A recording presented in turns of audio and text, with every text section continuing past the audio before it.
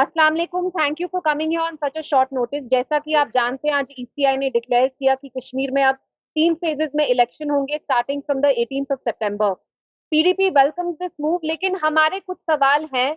आप जानते हैं, जो रियासत का एक सेमी ऑटोनमस स्टेटस था, हमारी अपनी कॉन्स्टिट्यूशन थी, अपना झंडा था, अपने रेजिडरी पावर्स थे, वहां से यूटी का सफर आप लोग खुद जानते हैं। पिछले 5 साल में यहाँ हर एक जम्मू कश्मीर रेजिडेंट के फंडामेंटल राइट्स ही नहीं, डेमोक्रेसी को भी सस्पेंड किया गया। तो जो इलेक्शन 6 साल पहले होना चाहिए था, वो अब 6 साल बाद आपको इतना वक्त क्यों लगा? तो मेरा पहला वही सवाल है। But obviously we welcome this move, because जैसा कि आप जानते हैं, यहाँ जब से आर्टिकल 370 हटा और semi autonomous status Jammu Kashmir का रिवोक हुआ, जो जम्मू कश्मीर के लोग हैं, वो किसी भी तबके के हों, they are suffering every day, they suffer. क्योंकि आप खुद देखते हैं, यहाँ पे बाबूडम चल रहा है, यहाँ से ऊपर से लाके लोग हमारे ऊपर बिठाए हैं, जो एज वाइसरॉय की तरह फंक्शन करते हैं। उनकी यहाँ कोई पॉलिटिकल अकाउंटेबिलिटी नहीं है। तो we are happy in the sense, we are glad कि अब जो लोगों के मसाइल हैं उनको रिड्रेसल मिलेगा, कोई अकाउंटेबिलिटी होगी, यहाँ अपनी एक इलेक्टेड गवर्नमेंट आएगी। लेकिन हम वो रियासत हैं जिनका अपना स्पेशल स्टेटस, अपना झंडा, अपनी कॉन्स्टिट्यूशन होती थी। तो वहां से अब यूटी का सफर हम सब जानते हैं, हमें डिसएम्पावर, डिसइनहेरिट, डिसपोजेस करने के लिए इनने कोई कसर नहीं छोड़ी। तो ये इलेक्शन जो अनाउंस भी किया, उसका बिल्डअप मुझे बहुत अजीब लगा। हर एक इंडियन स्टेट में इलेक्शन होता है, लेकिन कहीं भी इतना आप उसे ब्लो अप नहीं करते हैं जैसे आज किया। तो we welcome this move, but obviously मेरा ये कहना है, हमारा ये मानना है कि जिस स्टेट का अपना स्पेशल स्टेटस था, उससे आपने हर एक चीज छीन के अब आप ऐसे जताना चाहते हैं कि आप हम पे एहसान कर रहे हैं। आप हम पे कोई एहसान नहीं कर रहे हैं। किसी भी जमहूरियत में, किसी भी डेमोक्रेसी में election is an integral part of any robust democracy. तो आपने हम पे कोई एहसान नहीं किया है। हर एक डेमोक्रेसी में फंडामेंटल राइट होता है कि आप अपनी गवर्नमेंट चूज करें। तो मैं यही आपसे 2-3 चीजें आके यहाँ कहना चाहती थी। सॉरी सॉरी जी जी, आप चाहते हैं मैं उनको कोट करूं? आप मेरे मुंह में बात डाल रहे हैं। एनीवेज, हमारा ये कंसर्न है कि ये election free and fair and transparent तरीके से होना चाहिए।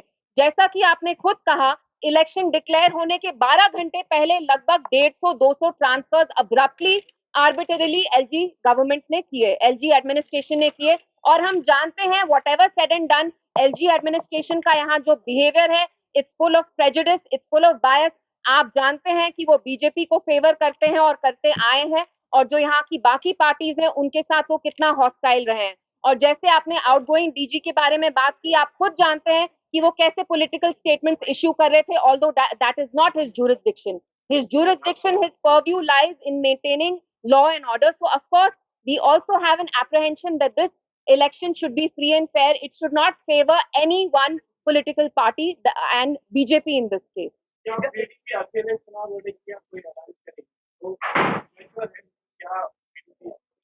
देखिए, आज ही इलेक्शन डिक्लेयर हुआ है, तो मैं यहाँ किसी गारंटी से आपको नहीं बोल सकती। और ये जो डिसीजंस होते हैं, ये हमारी पॉलिटिकल कमिटी जो है, पार्टी की जो सीनियर लीडर्स हैं, वो ये डिसीजन लेंगे with the party president Mehbooba ji. So I can not answer on their behalf.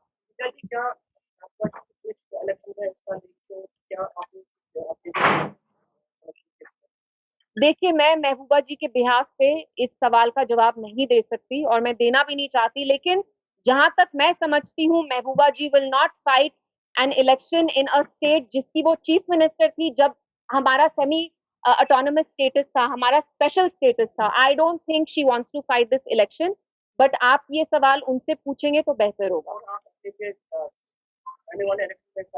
देखिए, हर एक चीज मेरे बारे में नहीं होती। हम यहाँ अभी जो जम्मू कश्मीर की आवाम है, वो बहुत प्रॉब्लम से जूझ रहे हैं पिछले 5 साल में। आप खुद देखिए, हमें कितना डिसएम्पावर, डिसपोजेस कर रहे हैं, हमें अपनी जमीनों से खदेड़ा जा रहा है। यहाँ पे अनएम्प्लॉयमेंट, ड्रग क्राइसिस है, आपको पता है यहाँ पे कितनी प्रॉब्लम्स हैं। So I hope that this election in some way इनको, इनके जो मसाइल हैं उनको रिड्रेस करे।